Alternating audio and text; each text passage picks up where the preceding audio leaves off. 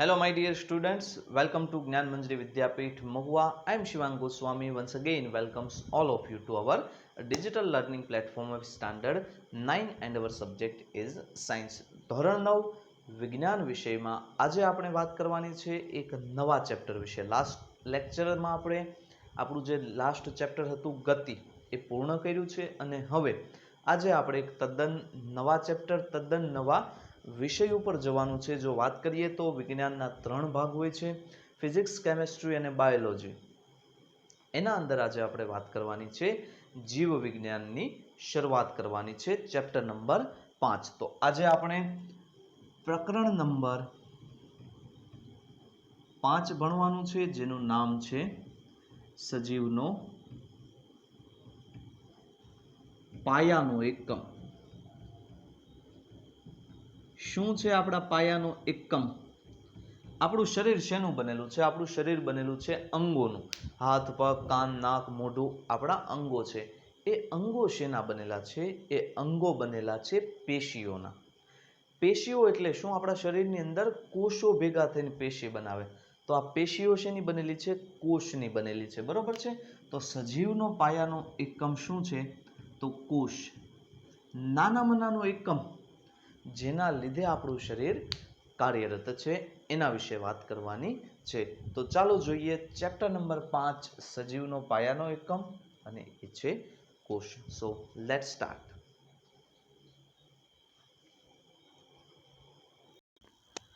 તો ચાલો શરૂ કરીએ આપણે ચેપ્ટર નંબર 5 સજીવનો પાયાનો એકમ, the fundamental unit of life. આપણું જે શરીર છે એ શરીર શેમાંથી બનેલું છે? મેઇનલી આપણે વાત કરીએ, આપણું મકાન છે તો આપણું મકાન ઈંટોનું બનેલું છે. તો ઈંટ જે છે એ મકાનનો પાયાનો એકમ કહેવાય. એમાંથી આપણે દિવાલોના આકાર આપ્યા હોય, ઘણી જગ્યાએ તમે જેમ આપણી સ્કૂલમાં છે સર્કલ્સ આપ્યા હોય, બીમ બનાવ્યા હોય, એ બધું મેઇનલી ઈંટોમાંથી કે બેલામાંથી બન્યું હોય છે. હવે એક વૈજ્ઞાનિક હતા રોબર્ટ હુક. તેમણે સૌ પ્રથમવાર આની શોધ કરી હતી. તો બૂચ કે એક ઝાડવું છે, હકીકતમાં આપણે બૂચ કહીએ એ બૂચ નહીં, પરંતુ બૂચ શું છે? એક ઝાડવું છે. તો બૂચના પાતળા છેદનું અવલોકન કરતા રોબર્ટ હુકે જણાવ્યું કે તેમાં અનેક નાના નાના ખાનાઓ છે. એટલે થાય કેવું કે આપણે તમે લેબોરેટરીમાં માઇક્રોસ્કોપ જોયો છે, અહીંયા પણ જુઓ, તમે જોઈ શકો છો આ માઇક્રોસ્કોપ છે. મેઇનલી આનું કાર્ય એવું હોય છે, નાની વસ્તુને મોટી બનાવે. 250 ગણી મોટી બનાવે, 1000 ગણી મોટી બનાવે. ઇલેક્ટ્રોન માઇક્રોસ્કોપ છે એ 10,000 ગણી મોટી બનાવે. તો નાની વસ્તુને આપણે જોઈ શકીએ. તો તમે બિલોરી કાચ આપણા ઘરની અંદર હશે, એનાથી તમે ક્યારેક જોયું હશે તમારી ચામડી. તો તમારી ચામડી જે છે એ પણ નાના નાના કોષોની બનેલી છે, આપણી દરેકની. તો જ્યારે બૂચના પાતળા છેદનું અવલોકન રોબર્ટ હુકે કર્યું, ત્યારે તેમાં અનેક નાના ખાનાઓ છે જેની સંરચના મધમાખીના મધપૂડા જેવી જોવા મળે છે. તમે જોયું છે મધપૂડા કેમ એકબીજાની મધપૂડો બન્યો હોય તો ત્યાં નાના નાના ખાના હોય, એવી રીતે એ જુદા જુદા ખાનાઓ જોવા મળે છે. બૂચ એક પદાર્થ છે જે ઝાડની વૃક્ષની છાલમાંથી થાય છે. સન 1665, 17મી સદી પૂરી થવા તરફ જઈ રહી હતી અને રોબર્ટ હુક તેમના સ્વનિર્મિત એ સૂક્ષ્મદર્શક યંત્ર રોબર્ટ હુકે પોતે જ બનાવ્યું હતું, તેનાથી તેની શોધ કરી. રોબર્ટ હુકે આ ખાનાઓને નામ આપ્યું કોષ. ઇંગ્લિશમાં કહેવાય તો સેલ. સેલ એ એક લેટિન ભાષાનો શબ્દ છે, લેટિન જેના ઉપરથી હાલની અંગ્રેજી ભાષા ઉતરી આવી છે, જેનો મતલબ થાય છે નાનો ઓરડો. બરોબર છે. આપણે સેલ જે છે એનો મતલબ શું થાય છે? નાનો ઓરડો. હવે તમને એમ લાગતું હશે કે આ ઘટના જે છે, ઉપરયુક્ત ઘટના નાની અને અર્થહીન લાગતી હશે, પરંતુ વિજ્ઞાનના ઇતિહાસમાં આ એક ખૂબ જ અગત્યની ઘટના છે. આ રીતે સૌથી પહેલાં રોબર્ટ હુકે જોયું કે સજીવોમાં ભિન્ન ભિન્ન એકમો હોય છે. એટલે અત્યાર સુધી, કારણ કે તમે વિચારો 16મી સદી 1665, તમે સમાજ વિદ્યામાં પણ ભણતા હશો, બરોબર છે. 1526ની અંદર બાબર આવ્યો અને મુગલ, હજી અંગ્રેજો જે છે એમનું પણ સ્ટાર્ટિંગ જ કહી શકાય આમ તો, એવા સમયની અંદર આ વસ્તુ છે. એટલે આપણે તો હજી રથ અને હાથીઓ અને ઘોડાઓનો જમાનો હતો ત્યારની આ વાત છે. એટલે ત્યારે સૌથી પહેલાં જોયું કે સજીવોમાં શું હોય છે? ભિન્ન ભિન્ન એકમો હોય છે. અને તમે વિચારો 1665 17મી સદીને આજે 350 વર્ષો વીતી ગયા આ ઘટનાને, તેમ છતાં પણ જ્યારે એ નાના એકમની વાત આવે ત્યારે એને શું કહીશું આપણે? કોષ જ કહેવામાં આવે છે. હવે આના વિશે વધારે જાણકારી મેળવીએ તો સજીવ શેના બનેલા હોય છે? What are the living organism made up? આપણે શેના બનેલા છીએ? હવે પ્રવૃત્તિ જે છે તમે જાણો છો કે પ્રવૃત્તિ એટલી બધી આપણા માટે ઇમ્પોર્ટન્ટ નથી. આપણે મેઇનલી 10th ઉપર ફોકસ કરીએ છીએ.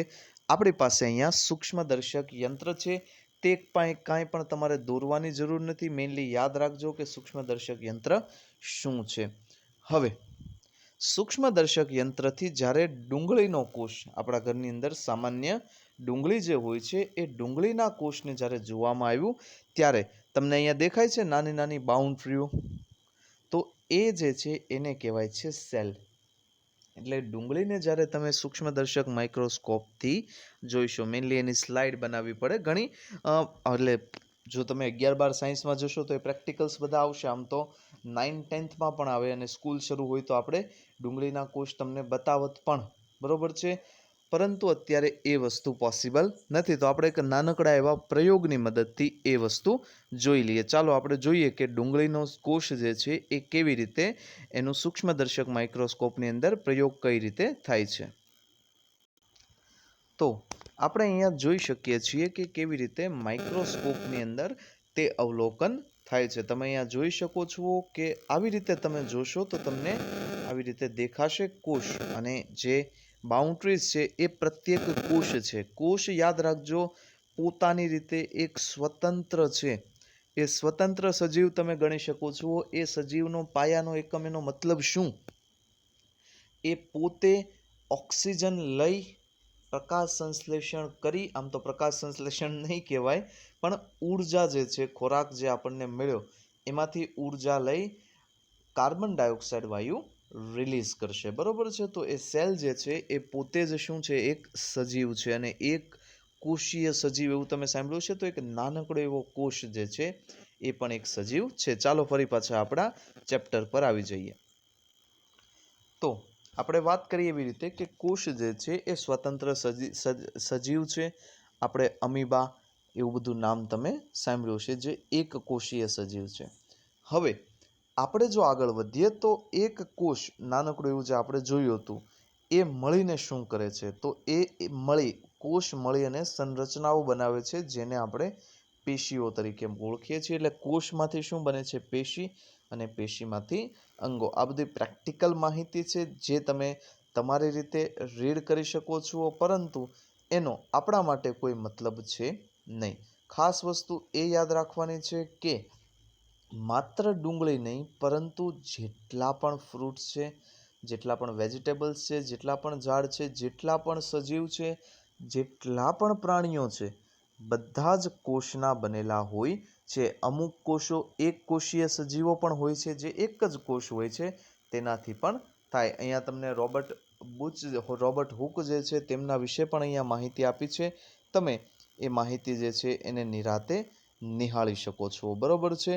તો હવે આપણે પ્રયોગો ઉપર વધારે જવાનું નથી. તો એક કોષોનું બંધારણ સંપૂર્ણ સજીવ તરીકે અમીબા એક કોષીય સજીવ છે. પેરામિશિયમ, પછી ક્લેમિડોમોનાસ, મોનાસનો મતલબ જ એક થાય, અને બેક્ટેરિયા પણ અમુક હોય છે, એને એક કોષીય સજીવ અથવા તો યુનિનો મતલબ થાય યુનિસેલ્યુલર. ઇંગ્લિશમાં એને શું કહેવાય?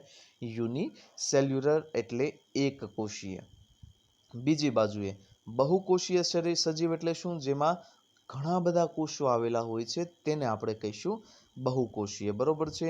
એટલે કોષ ભેગા મળીને એમાં પેશી, અને પેશીમાંથી અંગ બનશે, જેને મલ્ટી સેલ્યુલર કહેવાય. મલ્ટીનો મતલબ થાય બહુ, ઘણા બધા, બરોબર છે. જેમ કે ફૂગ છે, વનસ્પતિ, પ્રાણીઓ વગેરે વગેરે. હવે પ્રત્યેક બહુકોષીય સજીવ એક જ કોષમાંથી ઉદ્ભવે છે. હવે આ શું છે? તો લાખો કરોડો વર્ષો પહેલા જ્યારે પૃથ્વી ઉપર જીવન નહોતું, ત્યારે કોઈ રીતે એક કોષીય સજીવ બન્યા હશે પહેલા. પછી થાય કેવું કે કોષ વિભાજન થાય, એટલે એક કોષ પોતે તૂટે, કોષ કેન્દ્રના પણ બે ભાગ થાય, કોષના પણ બે ભાગ થઈ, અને એ શું બનાવે છે? એ એકમાંથી બે, પછી બંને પોતપોતાની રીતે મોટા થાય, પછી ફરી પાછા 2માંથી 4, એમ ધીમે ધીમે કરતાં કરતાં બહુ કોષો બન્યા હશે. પછી એ કોષો ભેગા થઈ અને ધીમે ધીમે મલ્ટીસેલ્યુલર ઓર્ગેનિઝમ્સ બન્યા હશે. આમ બધા જ કોષો પૂર્વ અસ્તિત્વ ધરાવતા કોષોમાંથી ઉદ્ભવે છે. તો આ વસ્તુ જે છે એ પણ આપણે જોઈ શકીએ છીએ. હવે અહીંયા આ ખાસ અગત્યનું છે, માનવ શરીરમાંના વિવિધ કોષો. તો તમે અહીંયા જોઈ શકો છો સ્નાયુ કોષો કેવા હોય છે, રુધિર કોષો કેવા છે. તો સરળ સ્નાયુઓ જે આપણા બનેલા છે એ તમે જોઈ શકો છો. રુધિર કોષો જે આપણા રુધિરની અંદર હોય છે. રુધિરની અંદર તમે જાણો શકો 90% જે છે એ પાણી હોય છે. બાકી જે છે રુધિર કોષો હોય છે. કયા કયા હોય રુધિર કોષો તમને આઈ થિંક યાદ જ હશે. એમાં પણ કણો આવે અલગ અલગ, કે ભાઈ રક્તકણ, શ્વેતકણ અને ત્રાકકણો, બરોબર છે. ઇંગ્લિશમાં કહીએ તો બ્લડ સેલ, એના પછી આવે આપણા પ્લેટલેટ્સ જેને આપણે કહીએ છીએ ત્રાકકણો, બરોબર છે. અને વ્હાઇટ બ્લડ સેલ જેને આપણે કહીએ છીએ શ્વેતકણો. ચેતાકોષ. ચેતાકોષ શું છે? આપણે જે વિચારીએ છીએ. ફોર એક્ઝામ્પલ એક સામાન્ય ઉદાહરણ આપું તમને. પગમાં કાંટો વાગ્યો, આમ તો ન વાગવો જોઈએ પણ કદાચ વાગી ગયો, તો કેવી તમારા તરત માઇન્ડને અસર થાય છે? તો એ શરીર સુધી માહિતી કોણ લઈ ગયું? તો જ્યાં જ્યાં પણ મગજનું કામ આવે એ બધું જ કામ ચેતાકોષો દ્વારા થાય છે. તો ચેતાકોષોની પણ આકૃતિ છે તમારી સામે. એના પછી અંડકોષો જે મહિલાઓની અંદર હોય છે. અસ્થિકોષો. અસ્થિકોષો એટલે મેઇનલી જે હાડકાઓ છે, આપણા અસ્થિઓ છે. માત્ર એમાં હાડકાઓ નહીં આવે, કાસ્થ પણ આવશે. પછી શુક્રકોષો જે છે પુરુષોના. પછી ચરબી હોય છે, તો ચરબી આવી હોય છે મેદકોષો, બરોબર છે. તો આ શરીરના વિવિધ કોષો છે. તો તમારે પ્રશ્ન એવી રીતે બનશે, જો કે આજના હું બધા જ પ્રશ્નો તમને અલગથી પણ સ્લાઇડ આપવાનો છું, પણ પ્રશ્ન મેઇનલી એવો બને કે માનવ શરીરના વિવિધ કોષો જણાવો. તો આ દરેક કોષો જણાવી અને એની તમારે આકૃતિ દોરવાની રહેશે. આકૃતિ સાથે પૂછ્યું હોય તો આપણે આકૃતિ દોરવાની છે. તો આપણને કીધું છે કે તેઓના વિશિષ્ટ કાર્યને સંબંધિત કોષોનો આકાર અને કદ હોય છે. એવું નથી કે બધા જ કોષો સરખા હોય. બધા જ કોષોનો આકાર અલગ હશે, કદ પણ અલગ હશે. ઉપરાંત કેટલાક કોષો અમીબાની જેમ આકાર બદલતા રહે છે. તમે જોયું છે અમીબા કોઈ ટીચરે દોર્યું હોય ને તો એ ગમે એવું આડાવડા આકારનું દોરે, કારણ કે અમીબાનો આકાર ફિક્સ નથી. એમ બધા જ કોષોનો કાંઈ આકાર ફિક્સ નથી, એનો આકાર બદલાતો પણ હોય છે. કેટલાક કિસ્સાઓમાં કોષનો આકાર ઓછા વત્તા અંશે નિયત પ્રકારના કોષો માટે નિયત હોય છે. એટલે અમુક કોષો ખાસ કાર્ય કરવા માટે જ બનેલા હોય છે, જેમ કે ચેતાકોષો. ચેતાકોષોનો આકાર ફિક્સ છે. તમે જોયું અહીંયા ચેતાકોષો જે છે, અહીંયા આપણે જોયું એક લાકડી જેવું, ઉપર ઘણા બધા બાજુમાં એ ચેતાકોષો જ્યારે જોડાયેલા હોય, નીચે પણ જોડાયેલા હોય. તો ચેતાકોષો જે છે એનો આકાર મોટા ભાગે ફિક્સ છે. એના જેવી વાત છે. હવે પ્રત્યેક જીવંત કોષ કેટલાક પાયાના કાર્યો કરવાની ક્ષમતા ધરાવે છે. તે બધા જ સજીવોની લાક્ષણિકતા છે. જીવંત કોષ કેવી રીતે આ પાયાના કાર્યો કરે છે, ચાલો આપણે જાણીએ. બહુકોષીય સજીવો જેમ કે મનુષ્ય, તો એમાં શું થાય છે? શ્રમ વિભાજન. આ શું છે? શ્રમ વિભાજન. શ્રમ વિભાજન એટલે શ્રમ જે છે એ કાર્યનું વિભાજન થાય મુખ્યત્વે, બરોબર છે. એટલે અલગ અલગ કામ કરવા માટે અલગ અલગ અંગો હોય. જેમ કે ચાલવા માટે પગ હોય, બોલવા માટે મોઢું હોય, કોઈ વસ્તુને હોલ્ડ કરવા માટે હાથ હોય આપણી પાસે, બરોબર છે.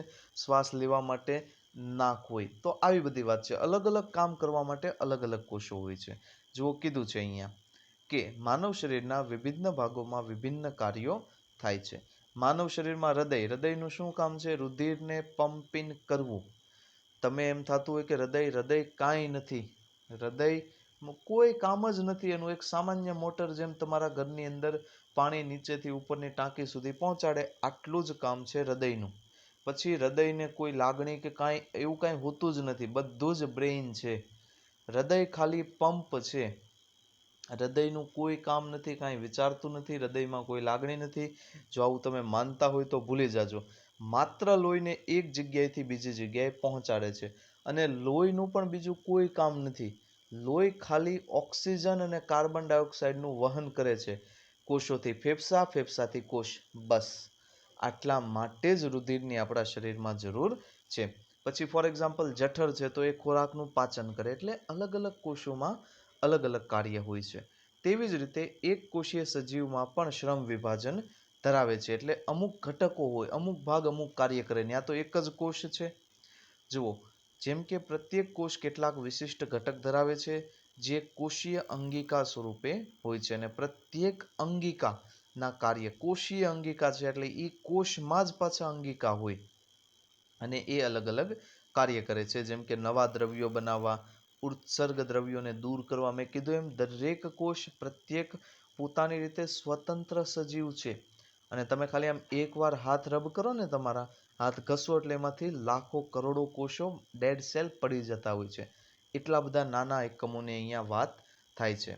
તો આ અંગિકાઓ એકત્રિત થઈને પાયાનો એકમ બનાવે છે, જે બધું જ કોષ આ અંગિકાને કારણે જીવવાની ક્ષમતા ધરાવે છે અને બધા જ કાર્યો કરે છે.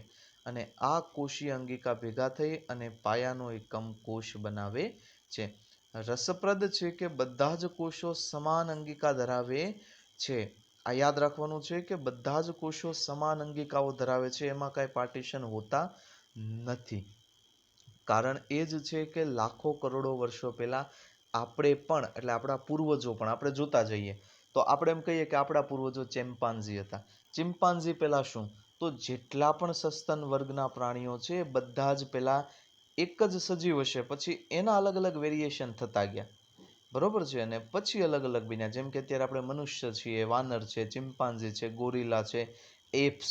એક સરસ મજાનું પિક્ચર હતું ધ પ્લેનેટ ઓફ એપ્સ, વિચારી શકે એવા વાનરો.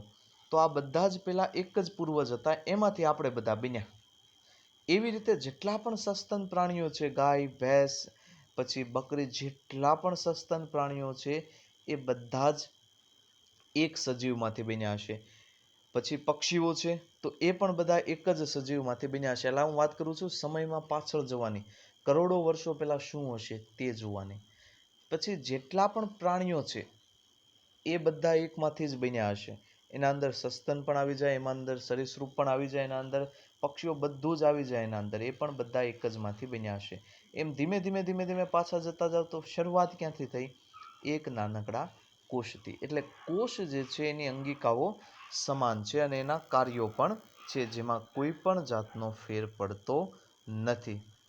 અથવા તો કયા સજીવમાં જોવા મળે છે તેનાથી પણ ફેર પડતો નથી. એટલે કોષનું કાર્ય જે છે એ ક્યારેય પણ બદલાતું નથી. તો આજે આપણે સરસ મજાનો એક ટોપિક આપણા માનવ શરીર વિશે ભણવાની આવે, એટલે આમ પણ થોડીક વધારે મજા આવે. તો હવે આજના આપણે પ્રશ્નો વિશે વાત કરીએ અને પ્રશ્નોમાં તમારે શું લખવું એના વિશે પણ વાત કરીએ. તમે જાણો છો કે 1 માર્કના પ્રશ્નો હું લખાવતો નથી. આપણે WRTના માધ્યમથી તમને પૂછીને શક્ય હશે ત્યાં સુધી એવી રીતે આપણે પ્રશ્નો તૈયાર કરીશું. બરોબર છે. તો સૌથી પહેલી વસ્તુ, આજનો પહેલો પ્રશ્ન, કોષ એટલે શું?